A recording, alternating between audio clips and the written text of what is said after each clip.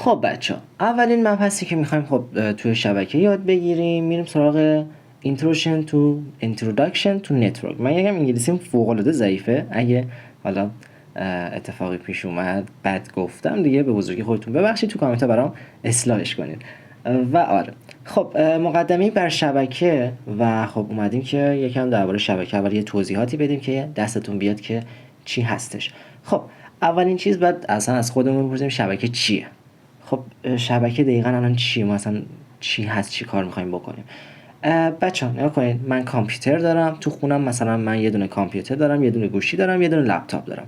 میخوام بین اینا اطلاعات رد و بدل کنم. مثلا میخوام فایل از این به این بفرستم، مثلا پیام بفرستم. حالا پیام که حالا بحثش جداست، کلا میتونیم کارهای دیگه کنیم. در کل میخوام اطلاعات بفرستم دیگه، یعنی رد و بدل کنم بین این سه تا. خب چه کاری میتونم انجام بدم؟ میتونم این سه تا کامپیوتر رو با هم شبکه کنم و به هم وصلشون کنم و دقیقا میشه به اتصال چند تا سیستم به هم شبکه شکل میگیره.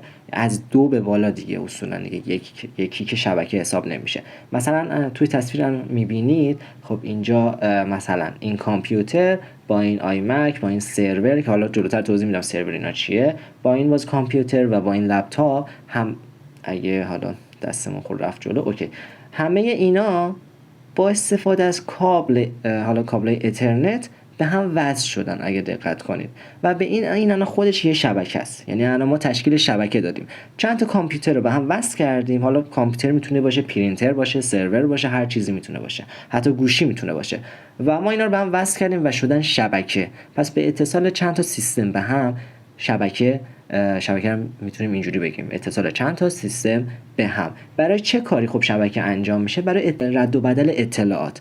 یعنی الان مثلا من مثلا به یکی مثلا توی این لپتاپم میتونم یه فایلی مثلا بفرستم تو این کامپیوترم و خیلی کارهای دیگه میتونم انجام بدم.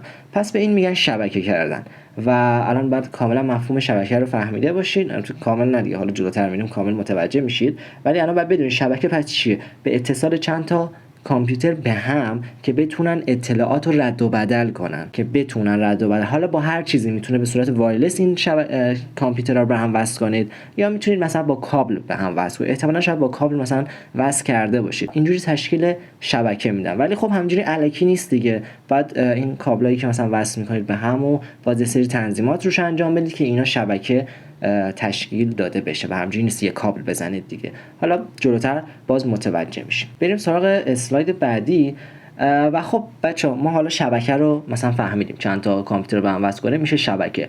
ولی خب شبکه از نظر جغرافیایی به چند دسته تقسیم میشه. یعنی انواع شبکه ما داریم. خب حالا ما داریم از نظر جغرافیاییش رو نگاه میکنیم که خب ما با اولیش اصولا بیشتر سر و کار داریم، با شبکه لن. خب پس نگاه کنین الان ما از نظر جغرافی چند نوع شبکه داریم؟ 3 نوع شبکه داریم که البته نوعای دیگه داریم که حالا این 3 تا از همه مهمتره و توضیح داده میشه. شبکه اولمون لنه که میشه لوکال اریا نتورک. بذارید من یه دونه تصویر بهتون نشون بدم. خیلی بچه، این تصویر رو که میبینید، حالا به این چیزایی که اینجا هست توجه نکنید، فقط این 3 تا شبکه، این 3 تا شبکه فرض کنید به هم وصل شدن و تشکیل یه شبکه رو دادن دیگه. این 3 تا شبکه مثلا فکر کنید توی خونه، اوکی، این 3 تا، حتی 3 تا شبکه نه، این 3 تا سیستم، من احتمال داره سیستم و شبکه یکم جابجا بگم، ببخشید. این 3 تا سیستم من، اینا سیستمای منم فرض کنید تو خونه ما هستن و به هم وصلشون کردم. خب البته خود لوکال اریا نتورک اگه ترجمهش حالا ببینید که ترجمه حالا زیاد درست نیست، میشه شبکه محلی. خب البته میگم که زیاد ترجمه نکنیم، بیشتر سعی کنین انگلیسیشو یاد بگیرین چون بعضی ترجمه واقعا افتضاح. خب این 3 تا سیستم وقتی به هم وصلشون کردم، همشون تو خونه منن دیگه. اینا فقط به هم اتصال دارن و نمیتونن به کامپیوتر دیگه اتصال پیدا کنن چون فقط همین 3 تا به هم وصلن. و مثلا فرض کنید یه شرکتی 1000 تا کامپیوتر داره، این 1000 تا کامپیوتر رو به هم وصل میکنه، حالا با هر چیزی میتونه وصل کنه، اوکی. و شبکه من که تشکیل شده اسم شبکهش لنه. چرا؟ چون شبکه محلیمه، یعنی یه شبکه‌ایه که مخصوص یه دونه شرکته و داخل یه شرکته. یعنی مثلا من که تو خونم نشستم نمیتونم به اون شبکه‌ای که توی اون شرکت ساخته شده دسترسی پیدا کنم. چرا؟ چون اون شبکه محلیه، فقط برای همون شرکت ساخته شده و از بیرون نمیشه بهش دسترسی پیدا کرد. حالا راههای دسترسی وجود داره ولی خب در کل الان دارم میگم کلا نمیشه بهش دسترسی پیدا کرد. مثلا فرض کنین الان بانک مثلا ملت یه عالمه کامپیوتر به هم وصلن، فقط یه شعبهشو در نظر بگیرین دیگه. این کامپیوترها به هم وصلن یعنی شبکه شدن و به این کامپیوترها تشکیل چه شبکه‌ای میدن؟ تشکیل شبکه لن میدن. اوکی، پس میشه شبکه محلی، شبکه‌ای که داخل یه شرکته یا یه خونه است یا یه دونه بانک. اینا میشن شبکه محلی یا لن که لوکال اریا نتورکن. خب بعد میریم سراغ شبکه دیگه‌مون که میشه شبکه منمون. حالا فرض کنید این بانک ما چند تا شعبه داره. اوکی، مثلا یکیش این شرق مثلا شهر، یکیش غرب شهر، یکیش جنوب شهر و یکیش هم شمال شهر. اوکی، و این 4 تا شعبه رو اگه من به هم وصل کنم، نگاه کن هر کدوم از این شعبه‌ها یه شبکه لن دارن دیگه، درسته؟ اگه این 4 تا شعبه رو من به هم وصل کنم و بینشون نقطه اشتراک بذارم که بتونن مثلا از شعبه 1 به شعبه 2 دسترسی پیدا کنن، این میشه شبکه من. اوکی، یعنی دقیقاً اتصال چند تا شبکه لن به هم میشه شبکه من. و البته اینجوری در نظر بگیرین که مثلا خب بانک ملت چند تا شعبه داره و باید این شعبه ها بتونن به هم دسترسی پیدا کنن و برای همین شعبه ها به هم وصل میشن. حالا طبق هر چیزی که جلوتر حالا بعدا متوجه میشین، الان اصلا برامون مهم نیست.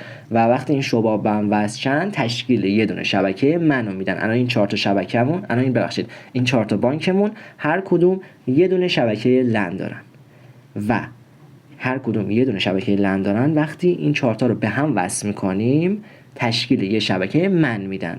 اوکی، این از این. حالا میریم سراغ شبکه ونمون که بزرگترین شبکه‌مونه. همون شبکه اینترنت رو اگه در نظر بگیریم که هزاران شرکت توش هستن، هزاران شبکه من داخلش وجود داره، هزاران شبکه لن داخلش وجود داره، میشه شبکه ون ما که واید اریا نتورک، یعنی شبکه وسیع. اوکی، و بزرگترین شبکه ما که اینترنت اسمشه همین شبکه ونه و یعنی داخلش هزاران نوع شبکه وجود داره، داخلش 1000 تا لن وجود داره، هزاران سیستم وجود داره و به بزرگترین شبکه‌مون میگن شبکه ون. الان دقیقاً اینترنت که توش همه چیز وجود داره میشه شبکه ون ما. اوکی، و خب ما اینجا بیشتر با لن کار داریم حالا توی مبحث شبکه و ونو آنچنان کاری باهاش نداریم. امیدوارم اینا رو درک کرده باشید و بچه‌ها اگه مثلا میبینید مشکلی دارید حتما تو کامنت برام بنویسید یا اینکه پیج اینستامو من توی دیسکریپشن گذاشتم، میتونید اونجا ازم سوال بپرسید، حتما بهتون پاسخ میدم. و اگه خواستید نفهمیدید این قسمت ها رو میتونم براتون دوره مثلا جداگانه بگیرم یا چیزای دیگه خواستید حتما براتون میگیرم، فقط توی کامنت ها با همون در میان بذارید. خب بچه این از 3 نوع شبکه‌مون از نظر جغرافیاییه که یکیش لنه که میشه شبکه داخلی من، یعنی شبکه یه شرکت میشه شبکه لن. شبکه من چی بود؟ وقتی یک شرکت چند تا شعبه داشته باشه این شعبه رو به هم وصل کنیم میشه شبکه من. و ون هم که میشه شبکه اینترنت، هم یعنی بزرگترین شبکه دنیا. خب بچه چیز بعدی که میخوایم دربارش با هم حرف بزنیم اینه که کلاینت و سرور چی هستن. بذارین اول درباره سرور بهتون بگم. سرور یه دونه سیستمیه که حالا اینجا دارین میبینیدش، یه دونه سیستمیه که به ما یه سری خدمات ارائه میده. مثلا چی ارائه میده؟ مثلا شما میرین توی مرورگر یه صفحه وب رو میخواین باز کنید، خب اون داره یه سری خدماتی بهتون ارائه میده دیگه، اون میشه سروری که بهتون خدمات ارائه میده.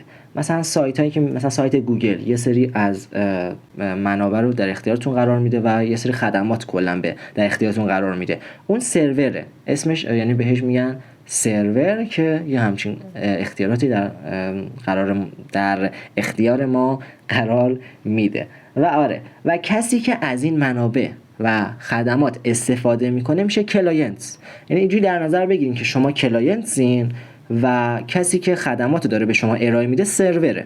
یعنی مثلا من الان میرم مغازه یه چیزی رو میخرم، خب یه سری خدمات، مثلا اصلا میرم مغازه یه سری خدمات بهم میده، اون میشه سرور و من دارم میشم کلاینت. حالا بخوام تخصصی تر یکم بریم جزئی تر بگیم، کلاینت میشه اون چیزی که خدماتو میگیره. مثلا وقتی ما میریم داخل مرورگرمون و یه صفحه وب رو باز میکنیم، داریم از سرور اون مثلا وب خدمات میگیریم، اوکی، اون میشه سرور.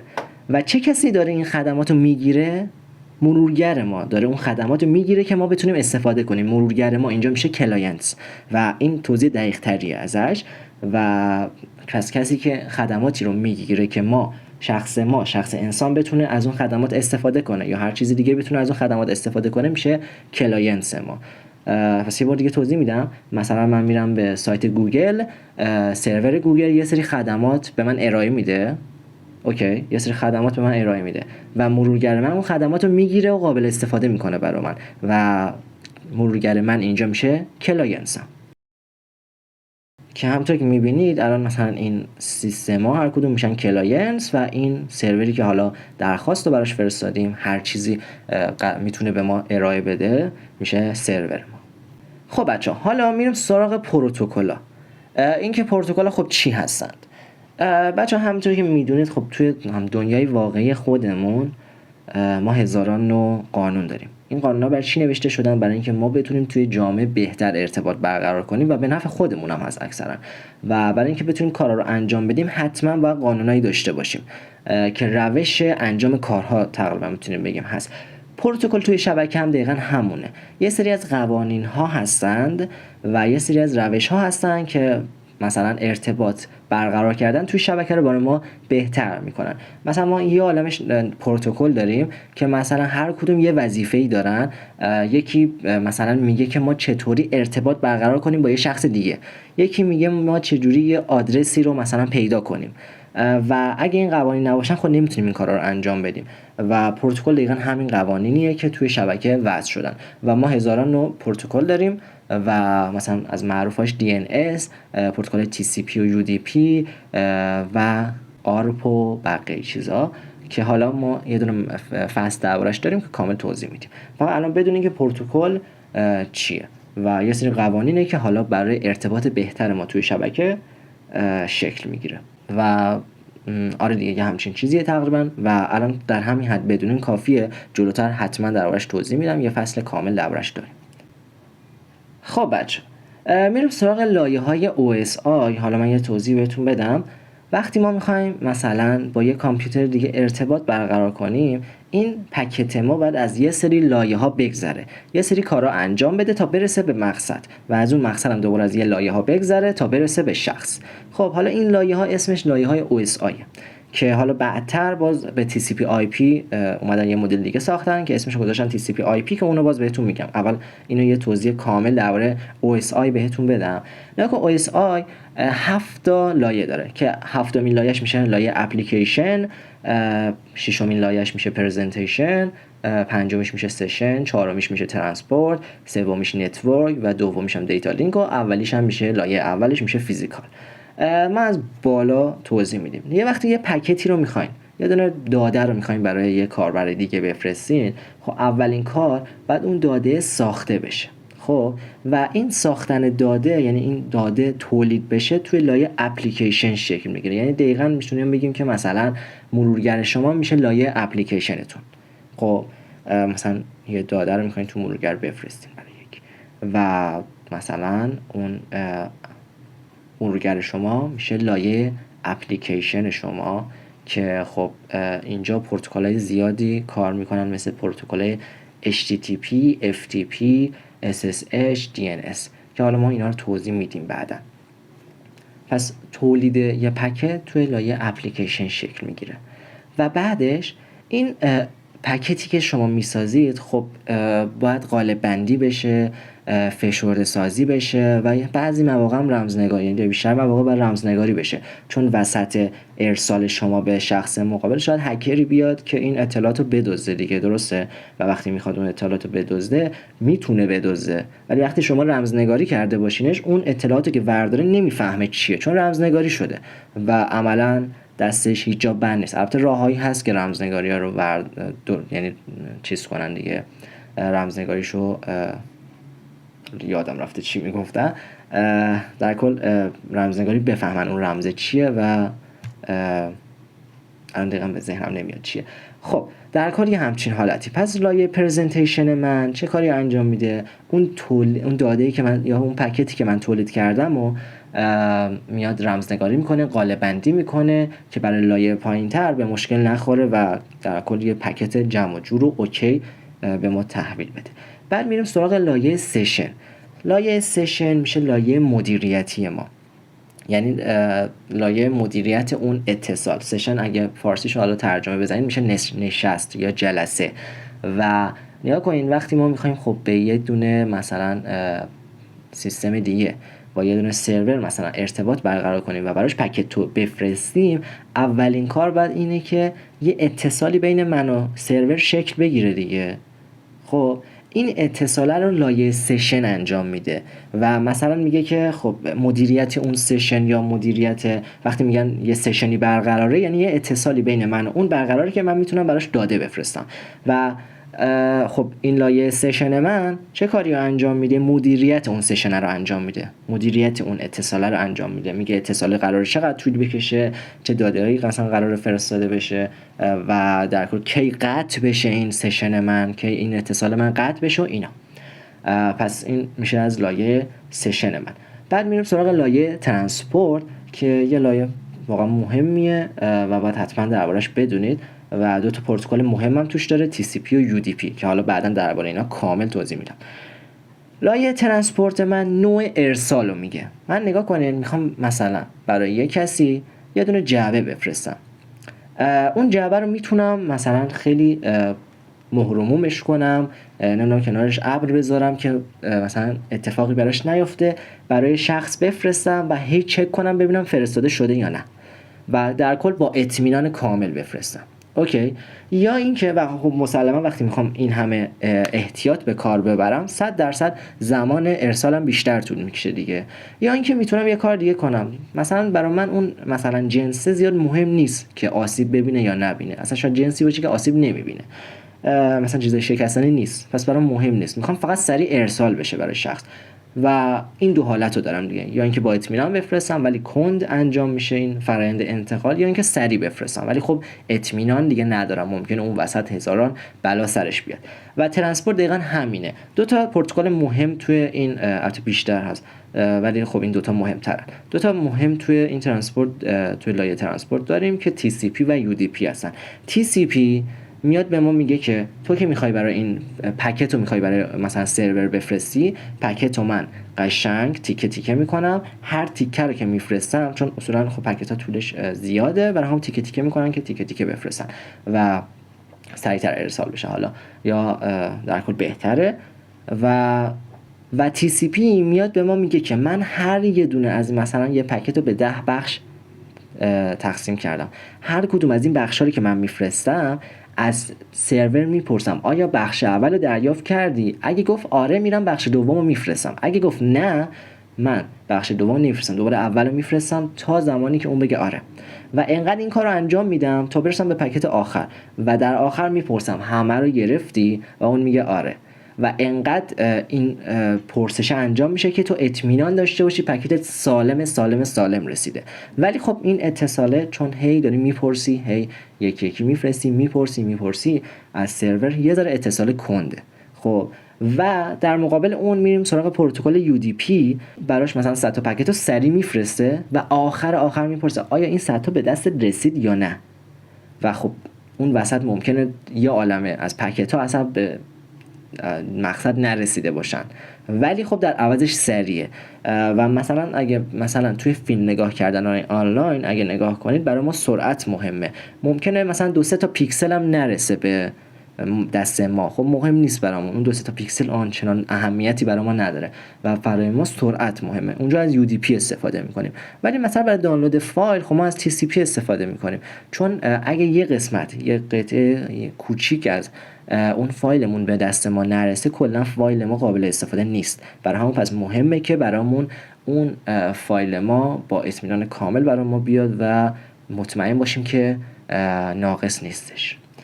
خب اینم از لایه ترانسپورت. بعد میریم سراغ لایه نتورک. خب نگاه کنید، اینجا آدرس ها به پکت اضافه میشه، یعنی آدرس مبدأ و آدرس مقصد به پکت اضافه میشه. چون من میخوام پکت بفرستم اصولا باید یه آدرسی بهش بدم دیگه، و باید یه آدرس مبدئی هم توش بذارم که شخصی که سروری که دریافت میکنه این پکت رو بدونه از طرف کی مثلا پکت داره.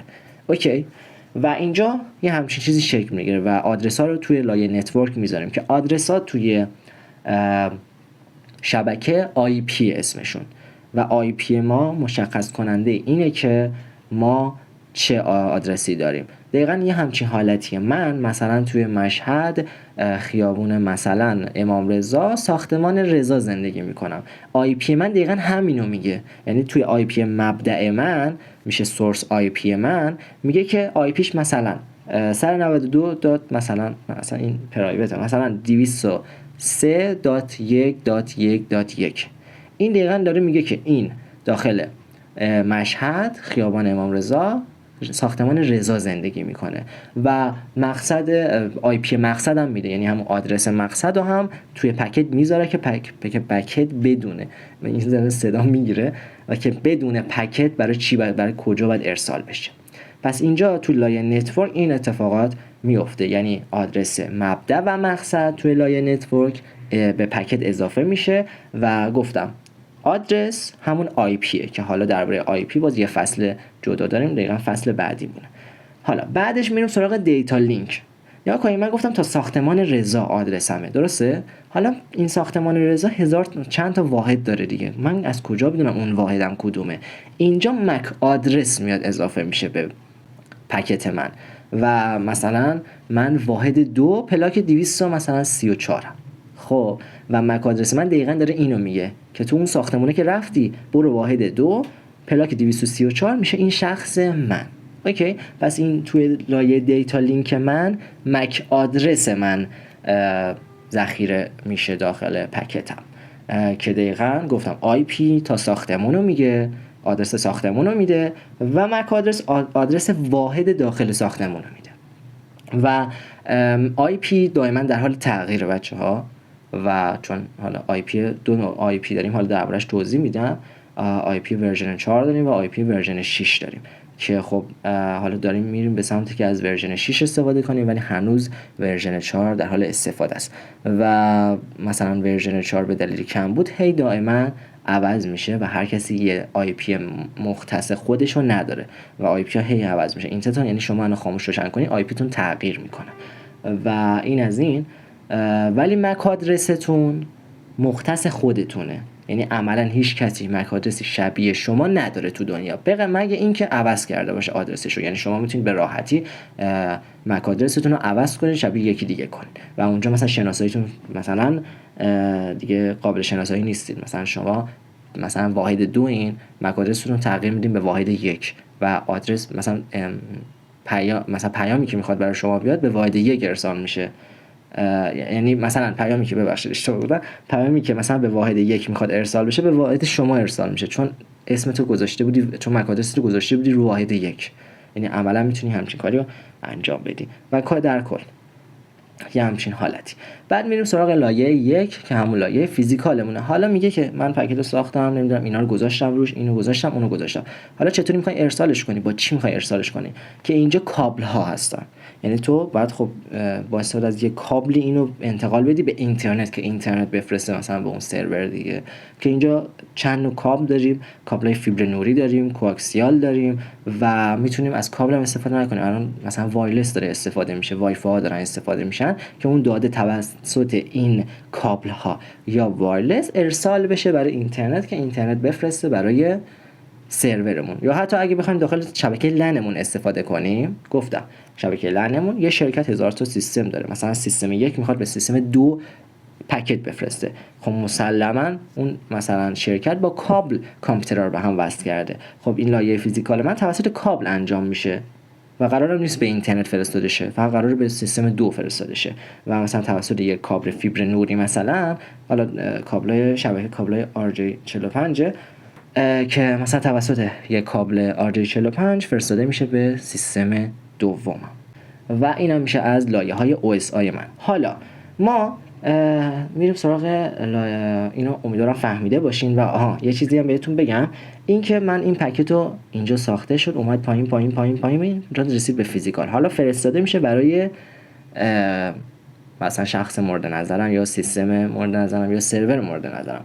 برای سرور مورد نظرم که ارسال میشه دیگه از بالا شروع نمیشه، دوباره همین لایه OSI شکل میگیره برای اون پکت ها، ولی از پایین شکل میگیره. میگه خب تو توسط لایه فیزیکال اومدی، بعد اینجا دیتا لینک یا همون مک آدرس چک میشه که ببینه آیا درسته یا نه. اگه درست بود که میره بالاتر، خب آی پی چک میشه، میبینه آیا آی پیش درسته یا نه. بعد ترانسپورت چک میشه، تی سی پی یا یو دی پی. بعد سشن چک میشه که مدیریت اون ارتباطه میخواد قطع کنه نکنه، هنوز ادامه داره. بعد اینجا مثلا رمزنگاری شده بود، اون رمزنگاری درست میشه و دوباره مثلا این اسم این که رمزنگاری رو مثلا دوباره چیکار میکنن اینو یادم رفته اسمشو، و در که خودتون بهتر از اونم میدونین اینجا مثلا اگه رمزنگاری شده باشه دوباره توسط همون الگوریتما به مثلا پکت اصلی تبدیل میشه، دیگه رمزنگاری نیست و میرسه به لایه اپلیکیشن که کاربر میتونه از اون استفاده بکنه. و دقیقا همینا برعکس از پایین به بالا شروع میشه. یعنی شما وقتی میخواین برای یکی بفرستین، از بالا دقیقا از اینجا شروع میشه و میاد به پایین، و وقتی یکی میخواد دریافت کنه از پایین میاد میره به بالا، دقیقا یه همچین حالتی. و بذارید من اینو توی نوتپد بکشم قشنگ. خب مثلا این لایه های ما این یکیشه، بعد این دومین لایه‌مه، مثلا این سومین لایه‌مه، حالا 7 یکم زیاده، خب فکر کنید همینقدر اوکی. و این برای مثلا منه که میخوام بفرستم، خب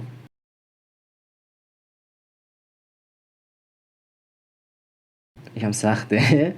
و این فرض کنین 7 دیگه، خب همون 7 لایه OSI رو میخوام اینجا بکشم.